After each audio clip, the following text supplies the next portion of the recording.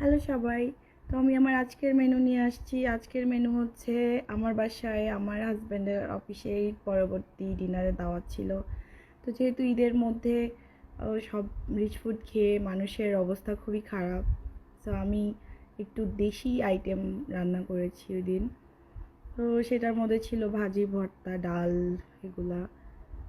ওনারা খুব একটা বেশি রিচ ফুড ওনারাও পছন্দ করেন না। আর আমি আসলে ভিডিওগুলো ছোট ছোট ক্লিপ দিয়েছি, কারণ আমার বাচ্চা ছোট, আমার এত অ্যাভেলেবিলিটি থাকে না মোবাইল সব সময়, সবগুলো ভিডিও করতে পারিনি। যতটুকু করতে পেরেছি তার মধ্যে একটা যে ডাল দিয়ে মাংস দিয়ে, এটাকে বলে ডাল গোশত, ছোলার ডাল দিয়ে রান্না করেছিলাম একটু স্বাদের ডিফারেন্ট কিছু করার জন্য। তারপর সাজনা দিয়ে ডাল রান্না করেছিলাম। তো এই তো ওনারা একটু আগে আসছিলেন, তো সেটার জন্য ওনাদের জন্য একটু ভাবলাম অ্যাপিটাইজারও কিছু বানাই। তো অ্যাপিটাইজারে আমরা খুলনাতে এটাকে বলে রসপান পিঠা, আমি জানি না অন্য জায়গায় কি বলে।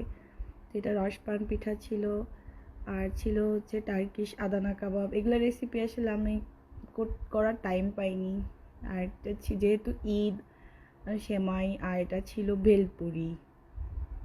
এই তো। আর ডিনারে ছিল পোলাও, টাকি মাছের ভর্তা, বেগুন ভাজি, করলা ভাজি, কই মাছ দিয়ে রসুন কই, চিংড়ি মাছ ভুনা, রোস্ট, গরু মাংস ভুনা, খাসির কষা মাংস, সজনে ডাল, আর ভিন্ডি ভাজি, আর ডাল গোশত। আর ডেজার্টে ছিল দই, সেমাই, আর আমার সিগনেচার গোলাপ জামুন, আর ছিল মতিচুর লাড্ডু, আর আমার মেয়ে বানিয়েছিল ম্যাঙ্গো মুজ।